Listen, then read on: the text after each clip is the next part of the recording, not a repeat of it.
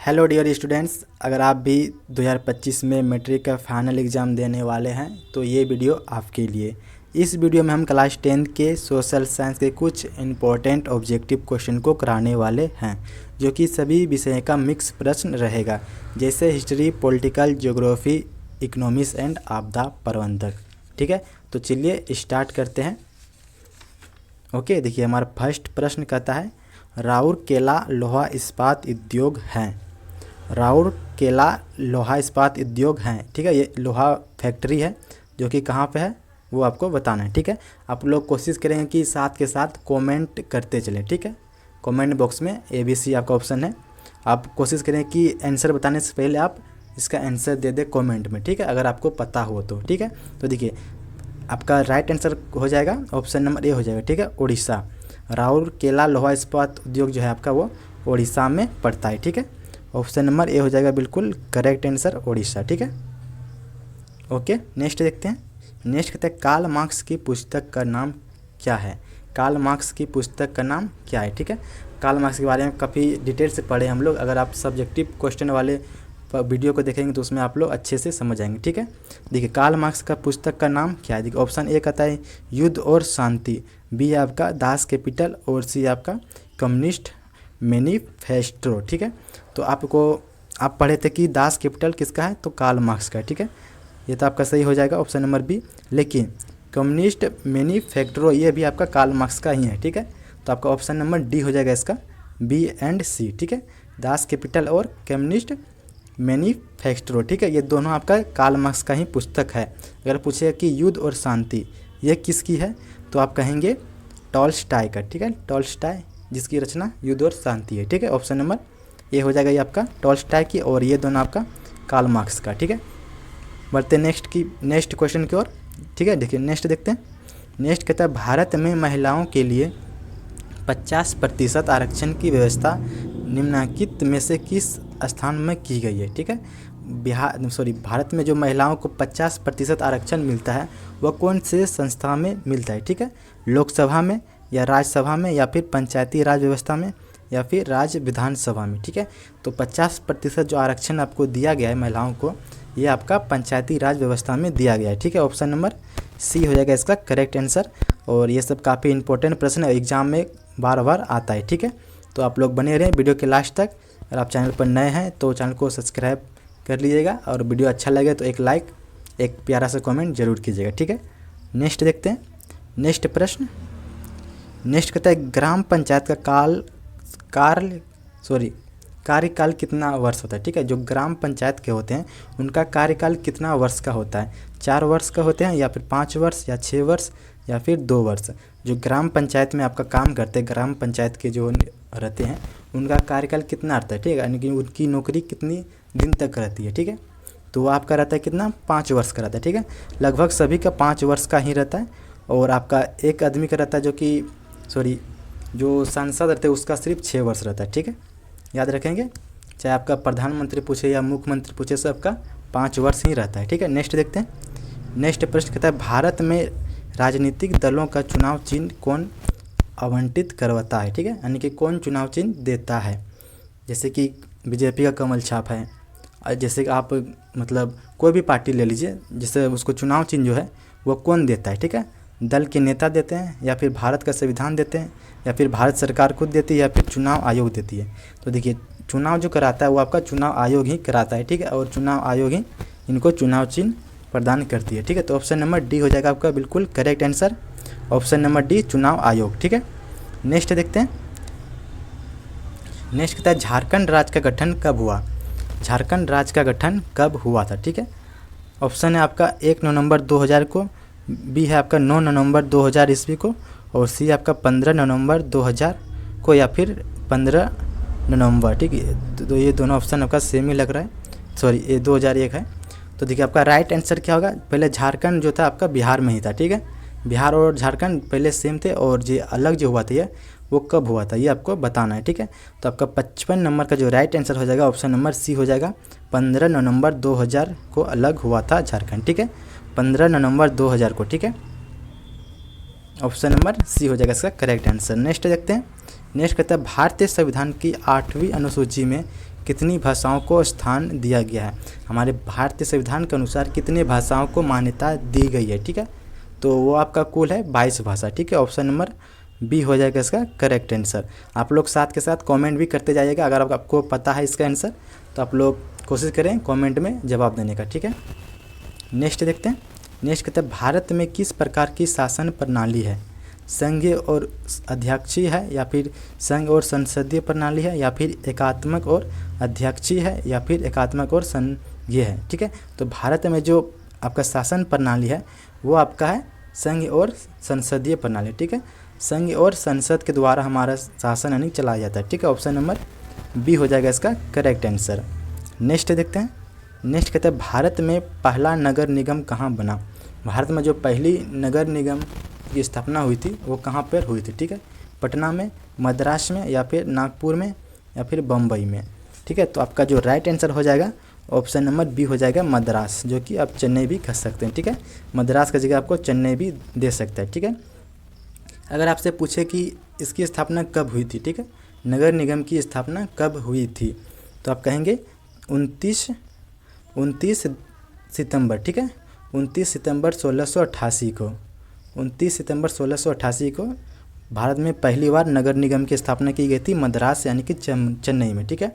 और दूसरी बार कलकत्ता में की गई थी और तीसरी बार दिल्ली में। कलकत्ता में 1876 में और दिल्ली में आपका 1958 में की गई थी, ठीक है। और दिल्ली नगर निगम में दिल्ली नगर निगम जो है आपका वो दुनिया की सबसे बड़ी नगर निगम है, ठीक है।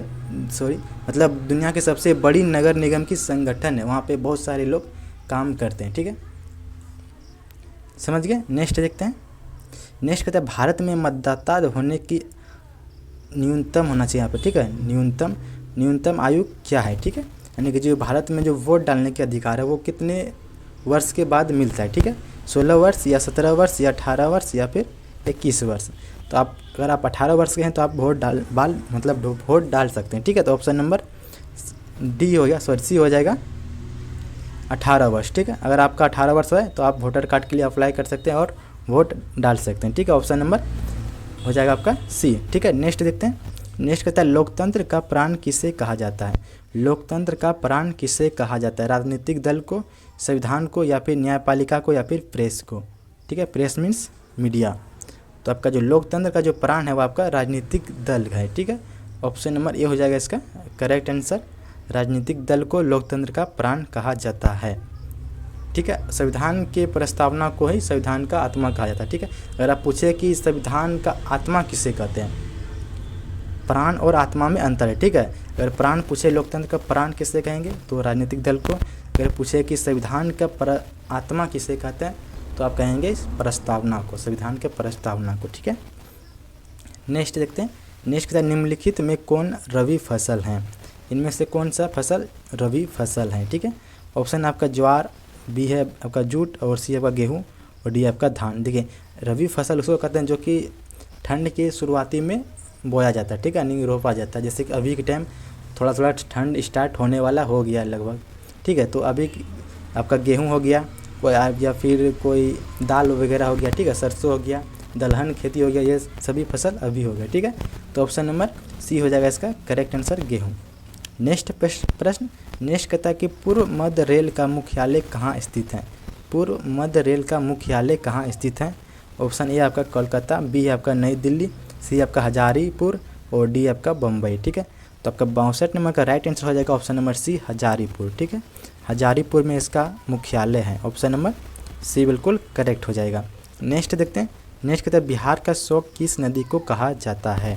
बिहार का शोक किस नदी को कहा जाता है, जहाँ से बिहार में बाढ़ आता है, ठीक है। तो आपका नेपाल में पड़ता है जो कि कोसी नदी है, ठीक है। ऑप्शन नंबर बी हो जाएगा। कोसी नदी के कारण ही बिहार में क्या बाढ़ आता है और काफ़ी क्षति पहुंचाता है बिहार को, ठीक है। तो इसीलिए बिहार का शोक कहा जाता है कोसी नदी को, ठीक है। ऑप्शन नंबर बी हो जाएगा इसका करेक्ट आंसर। नेक्स्ट प्रश्न। नेक्स्ट था निम्नलिखित खनिजों में कोडरमा किससे संबंधित है। निम्नलिखित खनिजों में से कोडरमा किससे संबंधित है, ठीक है। ऑप्शन ए आपका बॉक्साइट, बी आपका अब्रक और सी आपका लोहा आयस्क और डी आपका तांबा। तो इसका राइट आंसर हो जाएगा ऑप्शन नंबर बी अब्रक, ठीक है। अब्रक जो आप होली में खेलते हैं, ठीक है। ये कोडरमा एक जगह का नाम है, ठीक है। कोडरमा एक जगह है जो कि झारखंड में पड़ता है, और ये कोडरमा को अब्रक नगरी भी कहा जाता है। ठीक है, कोडरमा क्या एक जगह का नाम है, ठीक है, एक गांव का बस्ती का नाम है जो कि अब्रक का नगरी कहा जाता है। ठीक है, याद रहेगा, जो कि आपका झारखंड में पड़ता है। ठीक है, और ये अब्रक से संबंधित है कोडरमा। नेक्स्ट देखते हैं। नेक्स्ट कहता है निम्न में से कौन कृषि पर आधारित नहीं है। इनमें से कौन सा है जो कि कृषि पर आधारित नहीं है। ठीक है, चीनी ये भी आपका कृषि पर आधारित है, कागज़ ये भी आपका कृषि पर आधारित है, वस्त्र उद्योग ये भी आपका है, सीमेंट उद्योग। ठीक है, तो आपका 65 का राइट आंसर हो जाएगा ऑप्शन नंबर डी, सीमेंट उद्योग। सीमेंट आपका खेत में नहीं पाया जाता, ठीक है, उगाया जाता। ठीक है, बाकी वस्त्र उद्योग हो गया, कागज़ उद्योग हो गया, चीनी उद्योग है, ये सब आपका क्या है, तो कृषि से आधारित है। ठीक है, तो ऑप्शन नंबर इसका डी हो जाएगा, सीमेंट उद्योग राइट हो जाएगा। ठीक है, नेक्स्ट देखते हैं। नेक्स्ट कहता है लौह अयस्क हैं। लौह अयस्क हैं नवीकरणीय संसाधन या अनवीकरणीय संसाधन या फिर जैव संसाधन या फिर मानवकृत संसाधन। ठीक है, देखिए नवीकरणीय संसाधन उस संसाधन को कहते हैं जो कभी समाप्त ना हो, या फिर समाप्त मतलब जितना आपका उसका यूज करेंगे उतना आपका पूर्ति हो जाएगा। जैसे पानी हुआ, आप जितना निकालेंगे उतना निकलेगा। ठीक है, और अनवीकरणीय में आपका हो गया जैसे कोयला। कोयला का अगर आप ज़्यादा मात्रा में निकालेंगे तब वो आपका ख़त्म हो सकता है। ठीक है, ख़त्म हो जाएगा। और जैव संसाधन जैसे कि कोई भी वस्तु हो गया, और मानवकृत संसाधन में आपका जो आप मानव द्वारा निर्मित मतलब बनाया गया है, ठीक है, उसको मानव संसाधन कहेंगे। तो लोहा आपका क्या होगा, तो अनवीकरणीय संसाधन के अंदर आएगा। ठीक है, ऑप्शन नंबर बी हो जाएगा इसका करेक्ट आंसर। नेक्स्ट देखते हैं। नेक्स्ट कहते हैं प्राकृतिक गैस पाई जाती है कहाँ पे, प्राकृतिक गैस पाई जाती है किसके साथ, यूरेनियम के साथ, कोयला के साथ, या फिर खनिज तेल के साथ, या फिर चूना पत्थर के साथ। तो प्राकृतिक गैस जो पाया जाता है आपका वो खनिज तेल के साथ पाया जाता है। ठीक है, ऑप्शन नंबर सी हो जाएगा इसका करेक्ट आंसर, खनिज तेल के साथ। नेक्स्ट देखते हैं। नेक्स्ट कहता है निम्न में से कौन एशिया का सबसे बड़ा परमाणु शक्ति केंद्र है। एशिया का सबसे बड़ा परमाणु शक्ति केंद्र की बात करें तो ये आपका हो जाएगा तारापुर। ठीक है, जो कि आपका कहाँ पड़ता है, तो महाराष्ट्र में पड़ता है, महाराष्ट्र। ठीक है, याद रहेगा,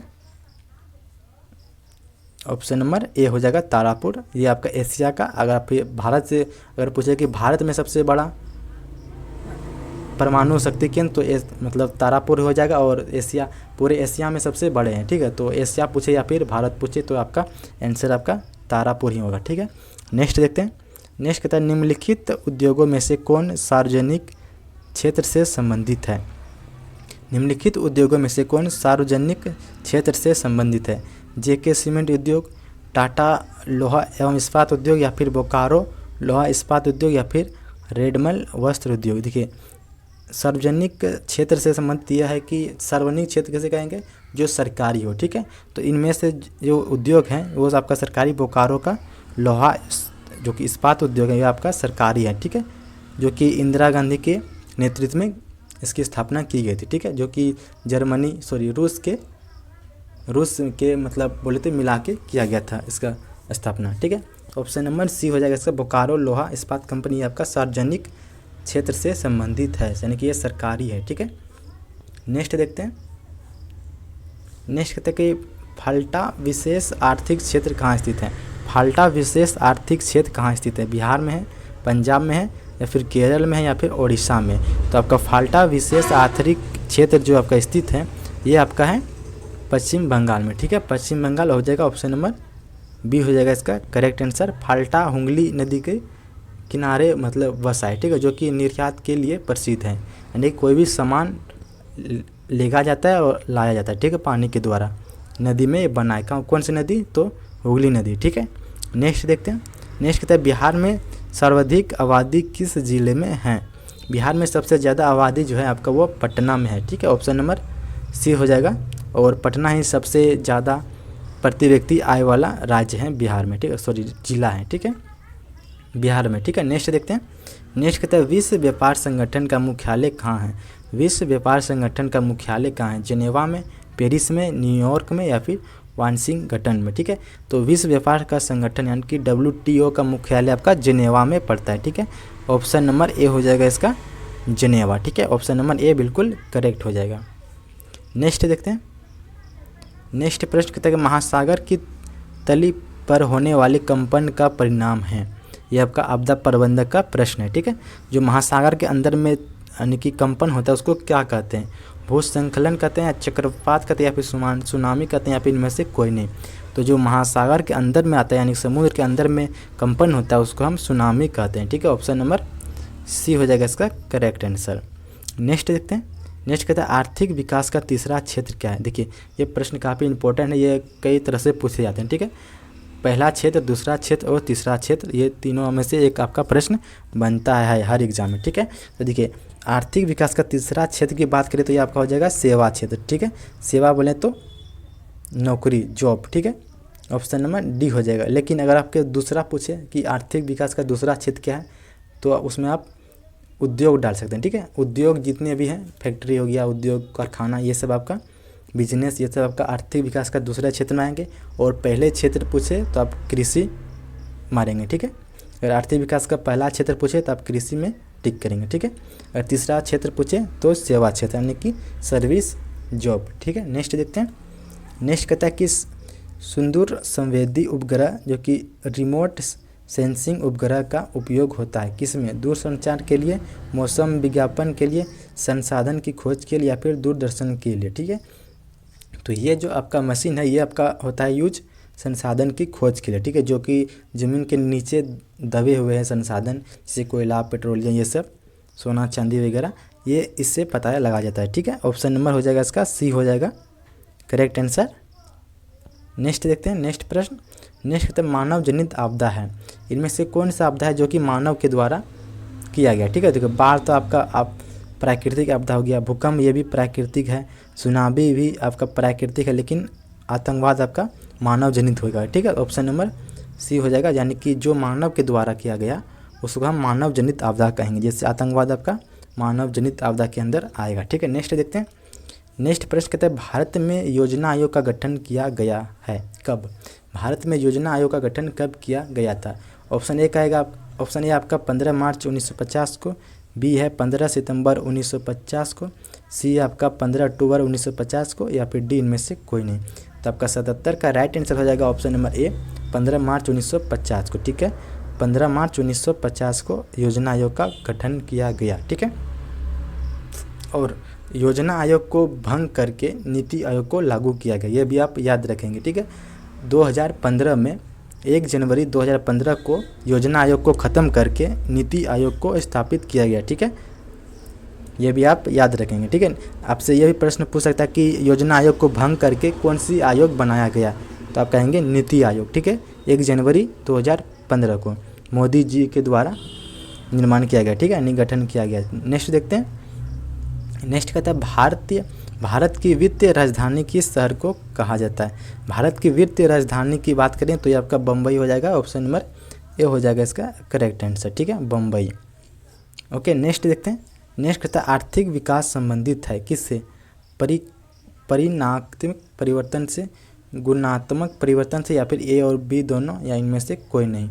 ठीक है, तो आपका जो राइट आंसर हो जाएगा ऑप्शन नंबर सी हो जाएगा। ठीक है, ए और बी दोनों इसमें आ जाएंगे। ठीक है, जो कि आपका आर्थिक विकास का संबंधित है ये आपका दोनों है, परिणात्मक परिवर्तन से और गुणात्मक परिवर्तन से। ठीक है, परिणात्मक परिवर्तन उससे कहेंगे जैसे कि पूंजी, श्रम, उत्पाद, ये सब आपका परिणात्मक हो गया।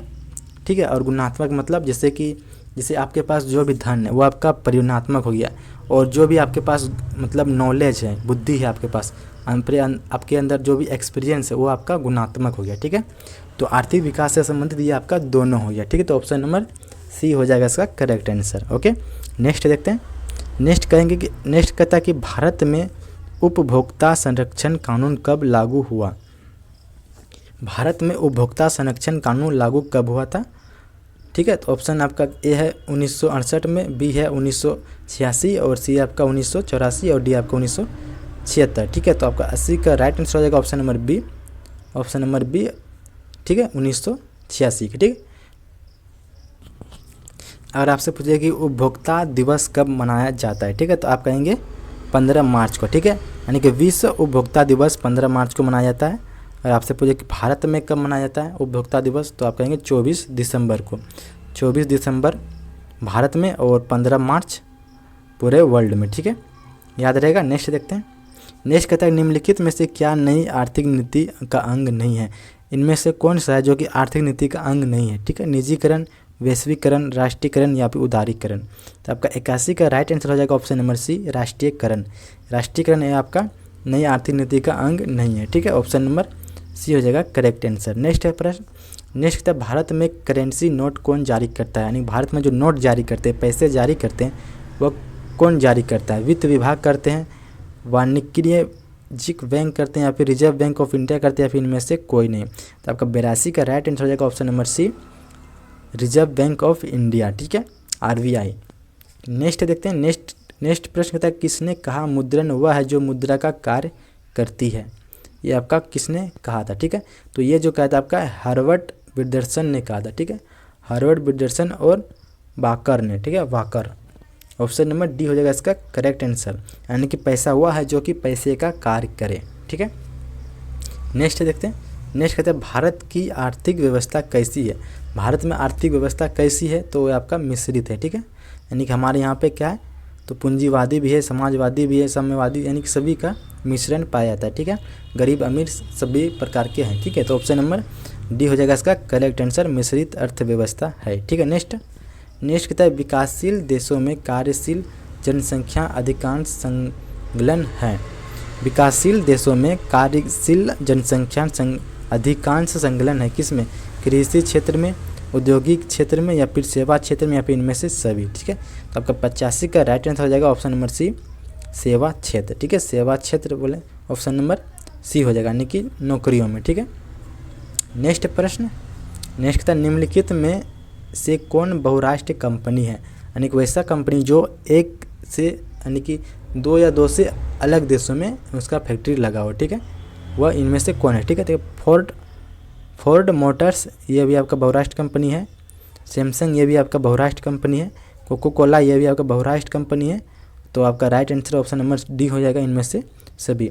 ये सभी कंपनी एक से दूसरे देशों में। ठीक है, यानी कि जैसे इंडिया में भी है और अमेरिका में भी है, रूस में भी है, यानी कि बहुत सारे देशों में फैला हुआ है, उसी को कहेंगे हम बहुराष्ट्रीय कंपनी। ठीक है, नेक्स्ट प्रश्न, नेक्स्ट देखते हैं, नेक्स्ट कहता है निम्नलिखित में से कौन छोटे पैमाने का उद्योग है? यानी कि छोटा उद्योग इनमें से कौन सा है?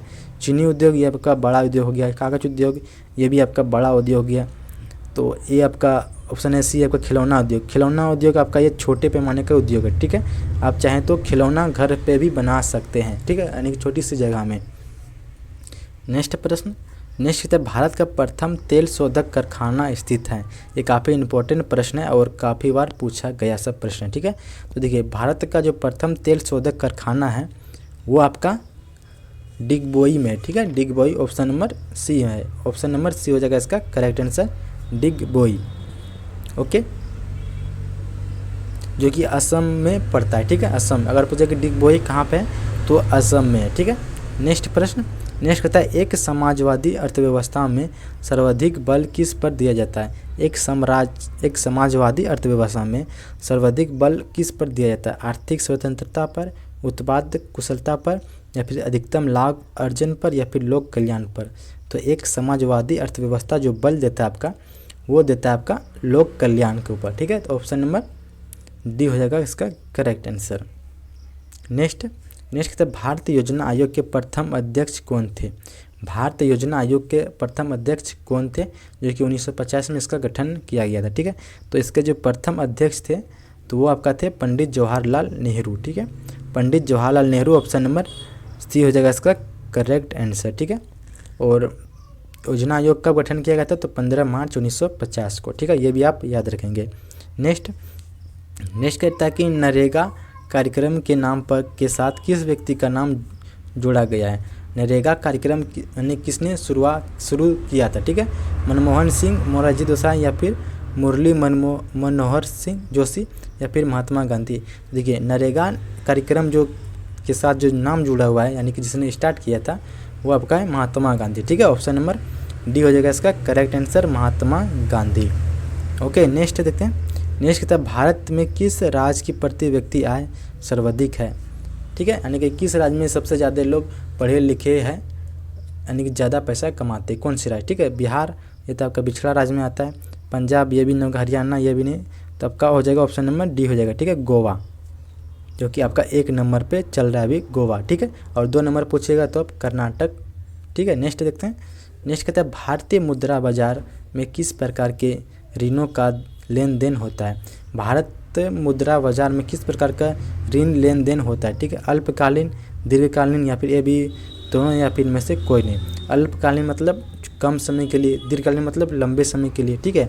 तो जो भारतीय मुद्रा बाजार में जो आपको ऋण देते हैं यानी कर्ज देते हैं वो आपका लंबे समय के लिए देते हैं, ठीक है, 10 साल 20 साल के लिए, ठीक है। तो ऑप्शन नंबर हो जाएगा आपका बी हो जाएगा इसका करेक्ट आंसर, ठीक है। नेक्स्ट देखते हैं। नेक्स्ट कहता है निम्न में से कौन आर्थिक आधारभूत संरचना का घटक है। वित्त, शिक्षा, स्वास्थ्य या फिर नागरिक। तो इनमें से जो आर्थिक आधारभूत संरचना का घटक है वो आपका है वित्त, ठीक है। ऑप्शन नंबर ए हो जाएगा, ठीक है। ऑप्शन नंबर ए यानी कि वित्त में बोले तो पैसा, ठीक है, आपके आय, इनकम। नेक्स्ट प्रश्न। नेक्स्ट कहते हैं खाद्य पदार्थ की शुद्धता की जांच के लिए किस मान्यता प्राप्त चिन्ह का होना आवश्यक है। जो कि खाने वाली जो चीज़ है उसको शुद्ध यानी कि कैसे माने, ठीक है, उनमें कौन सा मार्क होना चाहिए, SI मार्क या फिर हॉल मार्क या फिर एक मार्क या इनमें से कोई नहीं। देखिए एक मार्क आपका होता है खाद में, ठीक है, यानी कोई भी बोरा वाली वस्तु अगर आपकी चावल ले लिए, आटा मतलब जैसे कोई भी खाद ले लें, ठीक है, धान का या फिर गेहूं का, उसमें आपका एक मार्क रहेगा। हॉल मार्क आपका सोना चांदी में रहता है और SI मार्क आपका किस में रहता है, पदार्थ में रहता है, ठीक है, खाद्य पदार्थ में। ऑप्शन नंबर ए हो जाएगा इसका करेक्ट आंसर। नेक्स्ट है बिहार की किस नदी की उत्पत्ति अमरकंट से हुई है। बिहार में जो अमरकंट से उत्पत्ति हुआ है यानी कि उत्पत्ति हुई अमरकंट में से, तो आपका हुआ है कौन सी नदी। तो ऑप्शन नंबर हो जाएगा आपका राइट आंसर सी, सोन नदी, ठीक है। ऑप्शन नंबर सी हो जाएगा इसका करेक्ट आंसर, ठीक है। नेक्स्ट देखते हैं। नेक्स्ट कहता है आपदा प्रबंधक का प्रमुख घटक है। आपदा प्रबंधक का प्रमुख घटक है क्या। स्थानीय प्रशासन, स्वयं सेविक संगठन, गांव तथा मोहल्ले के लोग, इनमें से सभी। तो आपदा प्रबंधक का प्रमुख घटक जो आपका ये आपका है कौन, तो इनमें से सभी हो जाएंगे, ठीक है। ऑप्शन नंबर डी हो जाएगा इसका राइट आंसर, ठीक है।